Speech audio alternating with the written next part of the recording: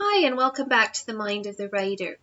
So this week's video is an impromptu video. It's a video that I had not planned to do, but when I posted the video last week into the zone about all of the things that I do in order to disconnect from my domestic reality and get into the storybook world, or at least to get into the storybook state so that, the characters can come through to me.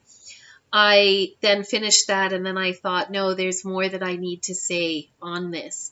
And so originally I had planned this week to share a video which videographer Matthew and I worked together on, which deals with how fiction writers play mind games with their readers. But now I think before I get into that, before I show you that, I want to embellish on last week's video, or the Into the Zone video. So I do have to, in order to do that, share a little bit of the mind gaming content. So in the mind gaming video, which you will now see in the future, I make a statement that the author, in order to win the reader's heart, needs to appeal to their six senses. And I include the sense of spirit in that. So, they have to, the author needs to use sight, sound, smell, taste, touch, and also a sense of spirituality in order to get that reader completely invested in the story. I came away from that as I was watching what Matthew and I had created, and I thought, well, actually, if I look at the Into the Zone video, what was I sharing with you? I was sharing with you how I stimulate my own senses in order to get myself into the story. So essentially, by doing all of those things, aromatherapy and using sound and sometimes even using cooking and wearing black and having the lights low and getting in a meditative state, I'm doing exactly the same thing to myself as I am to the reader. And I think that that's important to note, that the author needs to use those same tactics and those same methods on themselves. So I want to do two things today. I want to talk a little bit more about that, and then I want to talk about some more practical things that I do to get into a different sort of zone, and that is the very practical zone of getting the job done. But first, we'll talk a little bit about the six senses.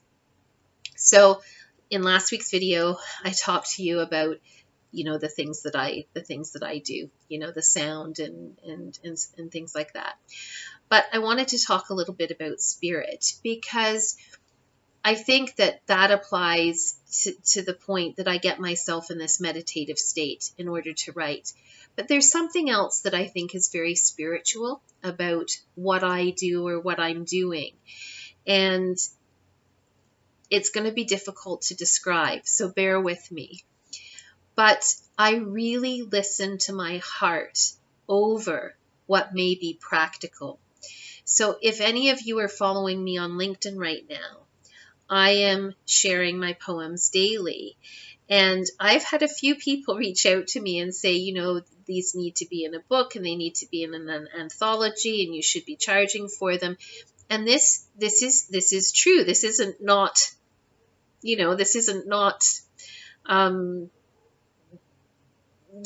good information. It's really valid information. But for me, in order to actually do the work, I just have to go with my heart, and I have to go with where my spirit's leading me. And my spirit is telling me that I need to do this every day, or at least most days, and I need to do it in public, and I need to share without thinking about all of the practicalities right now. And that doesn't mean that they're not going to come later. But it definitely, for me, is a very spiritual process, what I'm doing on LinkedIn, because in some ways I'm not being practical. I'm just going with my soul, and I'm going with my heart, and I'm going with my spirit with that. And I believe that out of that, there will be a poetry anthology. And maybe if there's a poetry anthology, maybe one day far in the future, there might be a little bit of money. But I can't think of that right now. I really have to go with my spirit, and I have to go with my soul. And that's the same thing when I was working on the serial novel. It's just I'm listening to my spirit as I work. So to just recap that, I think it's really important for the author to stimulate their own six senses the same way that they have to stimulate the reader's senses. But there's more to the zone than just getting into that sort of imaginary zone of writing. There's the other zone of getting into a mental space where you can actually disconnect from your domestic reality and actually get the work done. So this is a very practical, almost nose to the grindstone sort of zone or mode that you need to be in to achieve your dreams. And I think because we're dealing with the mind of the writer, I think that it's important to also look at some of the tactics to make sure that your writer's mind, your fiction writer's mind is going to come to fruition and it's going to be shared. So I thought I would share some of my tactics that I used for that. I'm aware that many of you won't be reading my serial novel on Patreon, and that's okay. But every so often I'm going to refer to it because that's the big project through which I've developed so many of my strategies and my theories. So one thing I did to keep myself in that practical zone is I revived that Victorian tradition of Charles Dickens, who published his chapters weekly in the newspaper. And I created a website. And every week I posted on the website the chapters as they were coming. In other words, I wrote this first version of the novel as publicly as a first version could be written. I had an audience that was quite small. It was around 8, and then I think it grew to 14. And then I did have some people dipping in from, different places in the world and reading sections of it and not sticking with it. But at the end, I had 14 readers who ended up, following the whole thing. What this did is it created accountability for me. So just knowing that I had 8 and then it developed into 14 readers reading this story, I had to write because I knew that they were waiting for the next chapters, and it really did hold me to the task. On top of the website, though, I did a few other things. So I hired an arts and entertainment lawyer. And what I did is I would, once I had 120 pages, usually a section about that size, is I would submit them to him and he would read them and he would give me a green light on them, and then I would put them on the website. At least I would then put them incrementally on the website. This was really important to have this objective professional outside of the project itself receiving my chapters and giving me the green light in order for me to post them online. So not only did I have the audience now that I was accountable to, I also had the arts and entertainment lawyer that I was also accountable to as well. Just to turn up the notch a little bit on the self-induced pressure, when I felt myself falling into a slump or not being able to produce as much as perhaps I wanted to or I hoped. This is a little bit sadistic, so I don't know whether I think you should follow my advice, but it's something I did and it really worked for me, is I would contact the lawyer and I would say, is it okay if I hand you the next installment? It will be anywhere between 120 and 200 pages in a fortnight, in 2 weeks. And he would say, yes, that's fine, no problem. And I wouldn't have a single page of that installment written.